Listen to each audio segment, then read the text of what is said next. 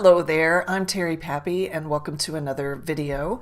Today I want to talk to you about making sure all your stuff works. And what I mean by that is on your website, your lead generation, your forms, the back end where you're actually collecting email addresses and building your list, make sure everything works. And so many times, whether you're doing it yourself or whether you're paying an outsource firm to actually do your website and your lead generation and marketing for you, test this stuff. Get on those websites and act like a user and fill out the form. Go through a process where you're actually testing it to make sure that the experience is consistent and that all of the information actually goes through to where it's supposed to go, that it triggers the autoresponders, that it sends that lead magnet, that the lead magnet is actually something they can download. It seems basic, but you have no idea how much damage your brand gets when your stuff doesn't work. I'll give you an example. The reason why I wanted to shoot this video was over the last couple of days, I was doing a lot of research for one of my newer clients.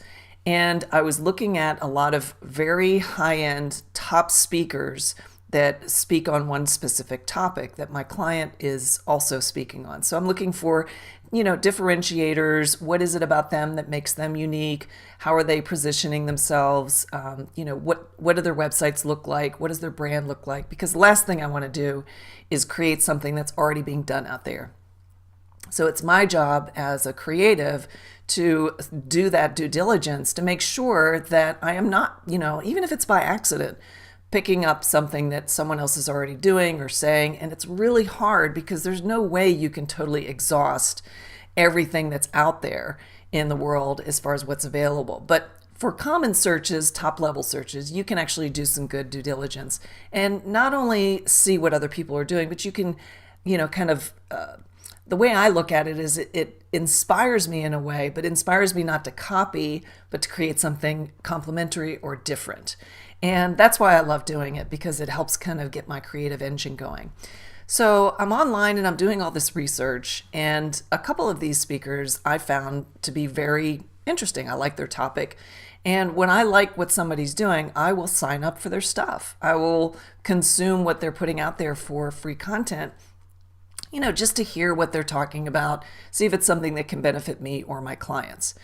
And so I can't tell you, let's see, I probably was looking at, I know I was looking at the top 10. So there was at least 10 professional speakers that were very well known, commanding anywhere from 15 to 50,000 per keynote. And that's on top of all the other things that they were doing. So they're, at the top of their game. And so they're multi-million-dollar annual revenue type speakers. And I'm looking at their sites and I'm clicking around and I'm signing up for things and signing up for things. And as I'm going through all these sites, I was shocked at how many had mistakes on their sites. And I'm not talking about little typos or something that wasn't, positioned properly. No, I'm talking about blatant, like one site had code actually visible in the website. So something was broken where code was displaying. And it was ruining the experience because you couldn't tell the difference between, like, where do I read? Okay, there's code. That doesn't make any sense to me. I got to go over here, And it was frustrating. I ended up bailing on that site. The next site I went to, I was like, oh, this looks like a good newsletter that they're doing. I'll sign up for that. I signed up and clicked submit, and the page, it didn't go anywhere. It didn't do anything. It didn't take the submission. So the form was broken.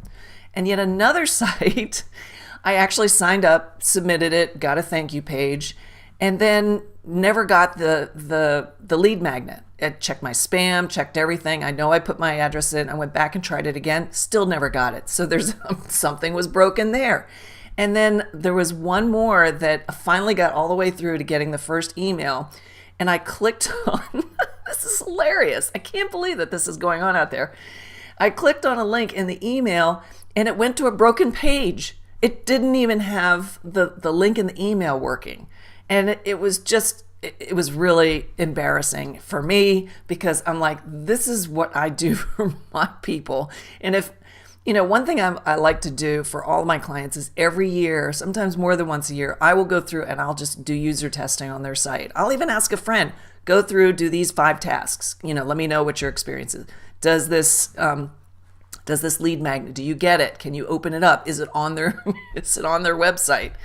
And another thing I like to do is I like to seed a list. And I think I did a video on this before where you actually get, a friend of yours or even your client, and you put their email address in that autoresponder list. So every email that goes out, they actually get it. And then I ask them, just let me know when you got it and if you were able to click on the links and all that stuff. So it's a great way to actually make sure that your autoresponders are functioning properly, because there are so many auto things when we get these subscription services where we're like, oh, I'm going to automate my social media posts. I'm going to automate my lead generation. So I have this drip campaign, and those things are great. They're huge, huge time savers. But when they break, it's awful. It's because you'll lose people, and it's really hard to get someone back who has had a bad experience with your brand than it is to get them in the beginning. So make sure that that first open door and handshake that you're doing with people that are raising their hands saying, I'm interested in what you have, that it's a good experience, that they're feeling welcome, that they aren't instantly pitched, that you're giving them a ton of value over and over and over. And you got to look at it as though you're building a relationship. So if you're saying, here, come over here and do this, and then they can't do it, that's really frustrating for people. And people have very short attention spans as well as patience when it comes to things that are broken online. So my actionable for this video is go and test your stuff. So go on your website, test every single form, go to your email autoresponder series, test every single link, make sure that you can download your stuff, make sure that what's in the email makes sense, because if you did a drip campaign like a year ago, the content in your drip campaign might not still be relevant, or you might be referring to something that happened a year ago, but you're talking about it like it happened yesterday. So remember context and go through and just walk through your experience that you're creating for prospects as though you were a prospect, and clean up what needs to be cleaned up. Freshen it up, maybe do something a little different. You'll feel a lot better about what you're putting out there and know that it's working and working hard to get you business and get your name out there. So that's my actionable for this video. Make sure your stuff works.